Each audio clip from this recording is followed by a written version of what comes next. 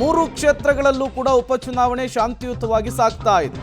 ಬೆಳಗ್ಗೆ 9 ಗಂಟೆ ಹೊತ್ತಿಗೆ 10.14% ಮತದಾನವಾಗಿದೆ. ಚನ್ನಪಟ್ಟಣದಲ್ಲಿ 10%, ಸಂಡೂರಿನಲ್ಲಿ 9%, ಸಂಡೂರಿನಲ್ಲಿ 10% ಮತದಾನವಾಗಿರುವಂತಹದ್ದು.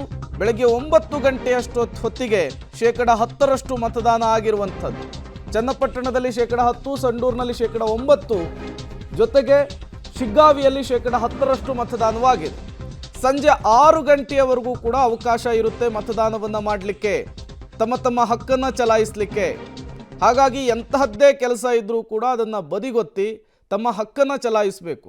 ವಿಜುವಲ್ಸಲ್ಲಿ ನೀವು ಗಮನಿಸ್ತಾ ಇದ್ದೀರಾ, ವಯೋವೃದ್ಧರು ವೀಲ್ ಚೇರ್ನಲ್ಲಿ ಬಂದು ತಮ್ಮ ಹಕ್ಕನ್ನು ಚಲಾಯಿಸ್ತಾ ಇದ್ದಾರೆ.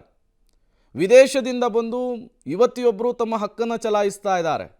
ಮನೆಯಲ್ಲಿದ್ದವರು ಆದಷ್ಟು ಬೇಗ ತಮ್ಮ ಹಕ್ಕನ್ನು ಚಲಾಯಿಸಬೇಕು, ಮತದಾನದ ಪ್ರಕ್ರಿಯೆಯಲ್ಲಿ ಭಾಗಿಯಾಗಬೇಕಿದೆ. ನಮ್ಮ ಹಕ್ಕನ್ನು ನಾವು ಚಲಾಯಿಸಿದ್ದೀವಿ ಅನ್ನೋ ಒಂದು ಖುಷಿ ಇದೆ ಸರ್. ಯಾರು ತನ್ನ ಹಕ್ಕನ್ನು ಮಿಸ್ ಮಾಡಬಾರ್ದು ಅಂತ ಹೇಳೋಕ್ಕೆ ಇಷ್ಟಪಡ್ತೀನಿ ಸರ್. ಇರೋದೊಂದು ಅವಕಾಶ ಅಂದರೆ ಏನು ಪ್ರತಿ ವರ್ಷವೂ ಮಾಡ್ತಾರಾ, ಏನೋ 5 ವರ್ಷಕ್ಕೊಂದ್ಸಲ ಈ ಥರ ಏನೋ ಅವ್ರ ಹಕ್ಕನ್ನು ಅವ್ರು ಮಿಸ್ ಮಾಡಬಾರ್ದು ಅನ್ನೋದೊಂದು ಬಿಟ್ಟರೆ ಇನ್ನೇನು ಹೇಳೋದು. ಅಂದರೆ ಯಾರು ದೇಶಕ್ಕೆ ಒಳ್ಳೆಯ ಅಭಿವೃದ್ಧಿಯನ್ನು ಮಾಡ್ತಾರೆ ಅಂಥವ್ರನ್ನ ಆಯ್ಕೆ ಮಾಡಿ ಓಟ್ ಹಾಕಬೇಕು ಅಂತ ಕೇಳ್ಕೊತೀನಿ. ಹಾಂ ಸರ್, ಮತದಾನ ಮಾಡಲೇಬೇಕು. ಅದು ಅವ್ರಿಗೂ ಅರಿವಿಗೆ ಬರಬೇಕು ಅಷ್ಟೇ ಸರ್, ಇನ್ನೇನಿಲ್ಲ. ನನಗೆ ಮನೇಲಿ ಮಾಡುವಂತಹ ಸೌಲಭ್ಯ ಇತ್ತು, ಆದರೂ ಕೂಡ ನಾನು ಇಲ್ಲಿಗೆ ಬಂದು ಮಾಡಿದ್ದೀನಿ. ಯಾಕೆಂದರೆ ಎಲ್ರಿಗೂ ಒಂದು ಇನ್ಸ್ಪಿರೇಷನ್ ಆಗಬೇಕು, ನಾವು ನಮ್ಮ ಹಕ್ಕನ್ನು ನಾವು ಚಲಾಯಿಸಬೇಕು.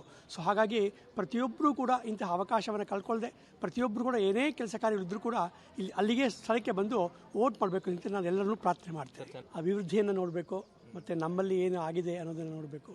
ಮುಂದೆ ಯುವಕರು ಏನು ಮಾಡಬಹುದು ಅನ್ನೋದನ್ನು ಯೋಚನೆ ಮಾಡಿಕೊಂಡು ನಾವು ಮತದಾನವನ್ನು ಮಾಡಬಹುದು. ಪ್ರತಿಯೊಬ್ಬರು ಕೂಡ ವೋಟನ್ನ ಮಾಡಬೇಕು ಅಂತ ಹೇಳಿ ನಾನು ಪ್ರಾರ್ಥನೆ ಮಾಡ್ತೇನೆ. ನಮ್ಮ ಹಕ್ಕು ನಾವು ಚಲಾಯಿಸ್ಬಿಟ್ಟು ಹೋಗ್ತಾ ಇದ್ದೀವಿ. ಅವ್ರ ಹಕ್ಕನ್ನು ಅವ್ರು ಚಲಾಯಿಸ್ಬಿಟ್ಟು ಬಂದರೆ ಒಳ್ಳೆಯದು. ದೇಶ ಸುಭೋಗಿಸ್ತಾ ಇರಬೇಕಾದ್ರೆ ಅವ್ರ ಹಕ್ಕನ್ನು ಚಲಾಯಿಸಬೇಕು. ಪಟಾಪಟಿ ಇದೆ, ಇದು ಟೆನ್ಷನ್ ಜಾಸ್ತಿ ಇದೆ ಎಲ್ಲರಿಗೂ. ನಾವು ದೇಶ ಚೆನ್ನಾಗಿಲಿಂದ ಗಮನಿಸ್ಕೊಂಡು ಹಾಕ್ತೀವಿ ಒಟ್ಟು.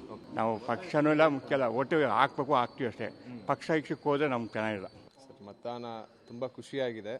ಬಟ್ ಬೈ ಎಲೆಕ್ಷನ್ ಬಂದಿರೋದು ಸ್ವಲ್ಪ ಬೇಜಾರಾಗ್ತಾ ಇದೆ. ಯಾಕಂದರೆ ಸಾರ್ವಜನಿಕರ ದುಡ್ಡು ಏನು ಟ್ಯಾಕ್ಸ್ ಅಮೌಂಟು ಪೋಲ್ ಆಗ್ತಾ ಇದೆ. ಒಂದು ವರ್ಷದ ಒಳಗಡೆ ಕೂಡ 2ನೇ ಎಲೆಕ್ಷನ್ನ ನಮ್ಮ ಚನ್ನಪಟ್ಟಣ ನೋಡ್ತಾ ಇದ್ದೀವಿ. ಆದ್ದರಿಂದ ಎಲ್ಲರಿಗೂ ಗೊತ್ತಾಗ್ತಾ ಇದೆ ಎಷ್ಟು ಖರ್ಚು ಗೌರ್ಮೆಂಟ್ಗಾಗಿರ್ಬೋದು ಮತ್ತು ಸಾರ್ವಜನಿಕರು, ನಮಗೂ ಕೂಡ ಅಷ್ಟೇ. ಸೊ ನಾವು ವರ್ಕಿಂಗ್ ಕ್ಲಾಸ್ ಆಗಿರೋದ್ರಿಂದ ಮಿಡ್ ನೈಟ್ ಬಂದು ಈಗ ವೋಟ್ ಹಾಕಿ ಮತ್ತೆ ನಾವು ಹೋಗ್ತಾ ಇದ್ದೀವಿ. ಸರ್, ಮಾನದಂಡ ನಾವು ಆಲ್ಮೋಸ್ಟ್ ವೋಟ್ ಹಾಕಕ್ಕೆ ಸ್ಟಾರ್ಟ್ ಮಾಡಿ 15 ವರ್ಷ ಆಗ್ತಾ ಇದೆ. ಯಾವುದೇ ವ್ಯಕ್ತಿ ಬಂದರೂ ಕೂಡ ಇಲ್ಲಿ ಅಭಿವೃದ್ಧಿ ಮಾತ್ರ ನಾವು ಕಂಡಿಲ್ಲ. ಎಕ್ಸ್ಪೆಷಲಿ ನಗರ ಪ್ರದೇಶದಲ್ಲಿ ಏನೂ ಅಭಿವೃದ್ಧಿ ಅನ್ನೋದಾಗಿಲ್ಲ. ನಾವು ಬೇರೆ ಕಡೆ ಯಾವುದೇ ಒಂದು ತಾಲೂಕು ಹೋಗಿದ್ರು ಒಂದು ಕ್ರೀಡಾಂಗಣ ಆಗಿರ್ಬೋದು, ಒಂದು ಉದ್ಯಾನವನ ಆಗಿರ್ಬೋದು, ಒಂದು ವರ್ಕಿಂಗ್ ಕ್ಲಾಸ್ ಅವ್ರಿಗೆ ಉದ್ಯೋಗ ಅನ್ನೋದು ಇಲ್ಲಿ ಸೃಷ್ಟಿನೇ ಆಗಿಲ್ಲ. ಬೆಂಗಳೂರಿಗೆ ನಾವು ತುಂಬ ಹತ್ತಿರದಲ್ಲಿದ್ದೀವಿ, ಯಾವುದೇ ಅಭಿವೃದ್ಧಿ ಆಗಿಲ್ಲ. ಇಲ್ಲಿ ನಾವು ವ್ಯಕ್ತಿಯನ್ನು